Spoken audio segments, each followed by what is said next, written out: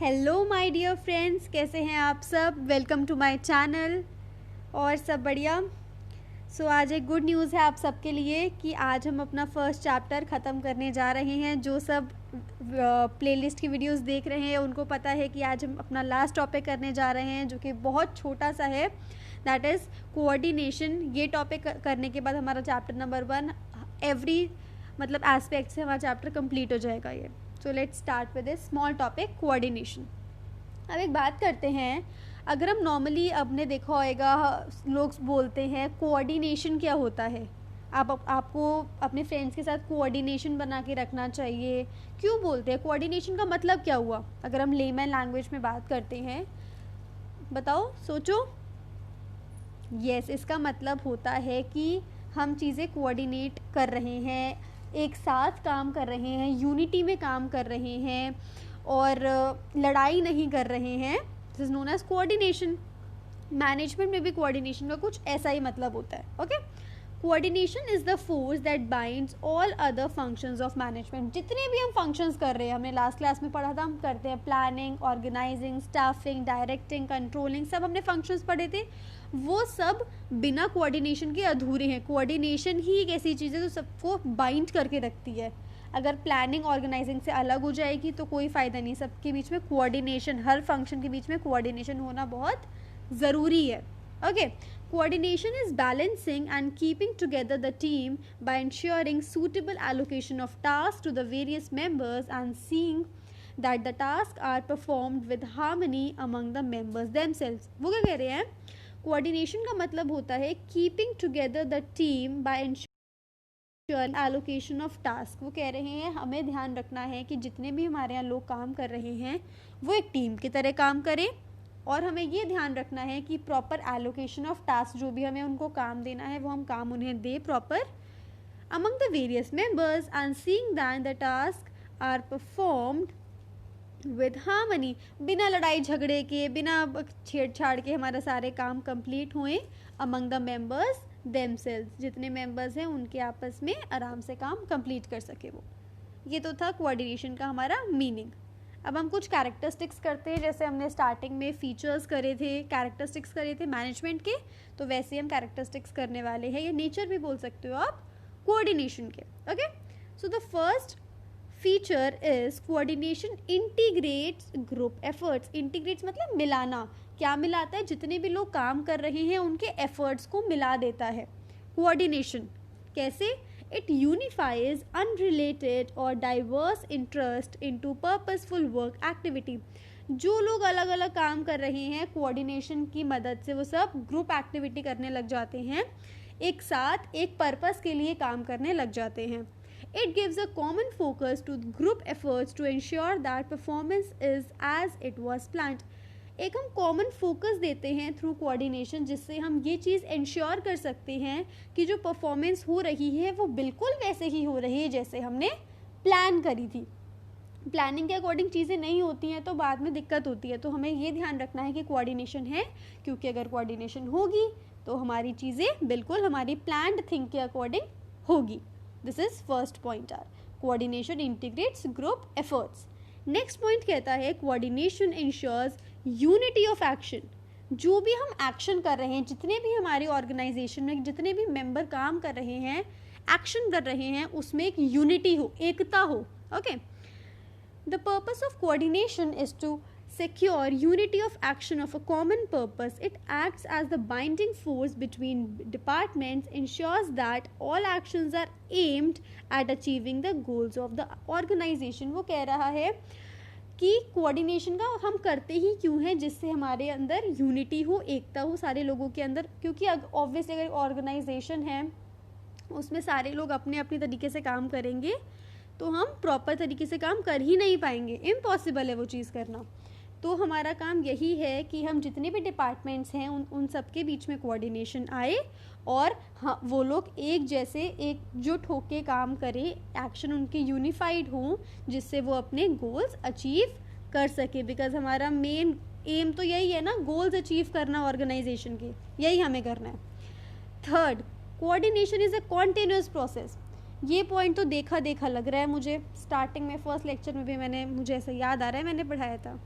Yes, मैंने पढ़ाया था। याद है जब हमने कैरेक्टरिस्टिक्स ऑफ मैनेजमेंट किए थे तो हमने उसमें था coordination is a continuous process, चलता रहता है। ऐसा नहीं कि एक महीने में एक दिन कोऑर्डिनेशन कर दी, ऐसा कोई सिस्टम नहीं है इसका। हमें कॉन्टिन्यूसली ये चीज़ करते ही रहना है। It is not a one time function, एक टाइम नहीं करना हमें ये, बट अ कंटिन्यूस प्रोसेस।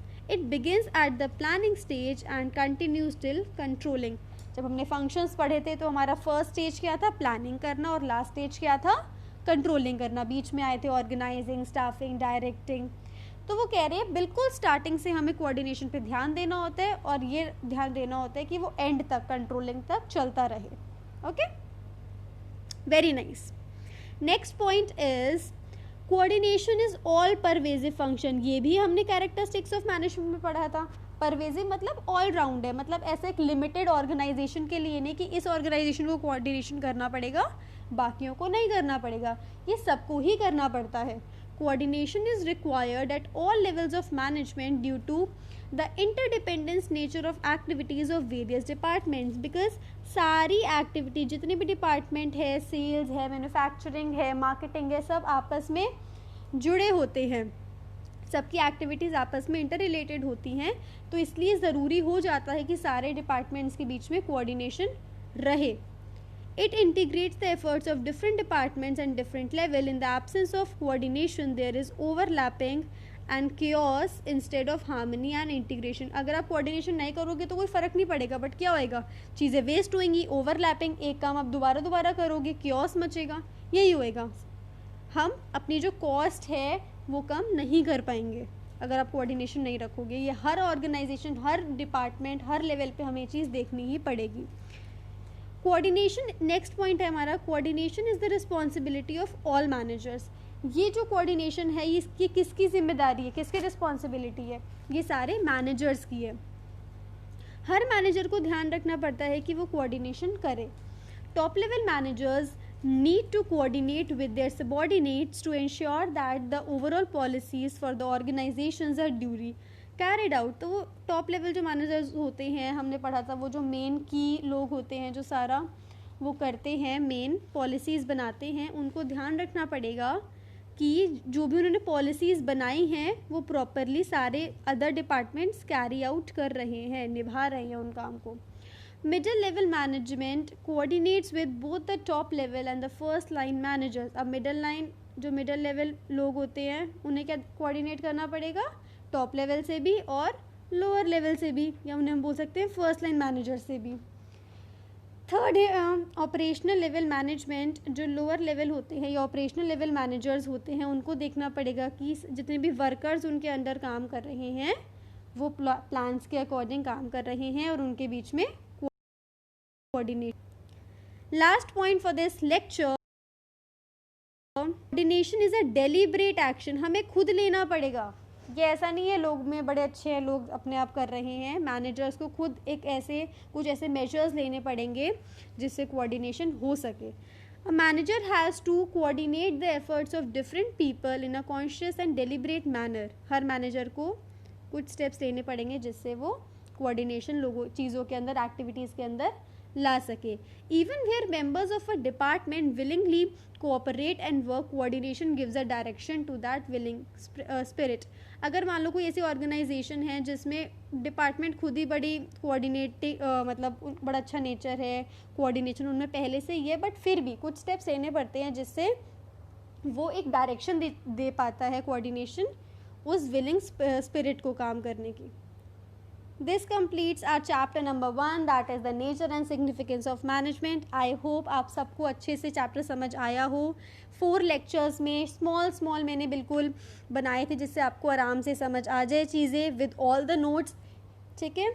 तो आप गो थ्रू करिए, फिर आपको जो भी क्वेरीज आती है आप मुझे बताइए कमेंट सेक्शन पे या मेल कर दीजिए मुझे। मैं डेफिनेटली उस पर या तो मैं लाइव क्लास लूँगी या तो मैं एक उसी पे ही सारे आपके डाउट्स को कंबाइन करके उसके एक वीडियो बना के ज़रूर भेजूँगी। एक बार सारे हमारे चैप्टर्स हो जाए उसके बाद we will move on to the case studies जो प्रीवियस ईयर पेपर्स में आ चुके हैं। सारे स्कूल्स के जो पेपर में वैसे भी आते हैं हाफ ईयरली, उन सबको कंबाइन करके मैं केस स्टडीज़ करवाना स्टार्ट कर दूँगी, ठीक है। So this is for all this lecture. कल से हम अपना नेक्स्ट चैप्टर स्टार्ट करेंगे. So this is all. Okay, bye bye. And also, if you like the video, do like, share, subscribe and comment in the comment section and hit the bell icon for the more videos. Thank you. Bye bye. Take care.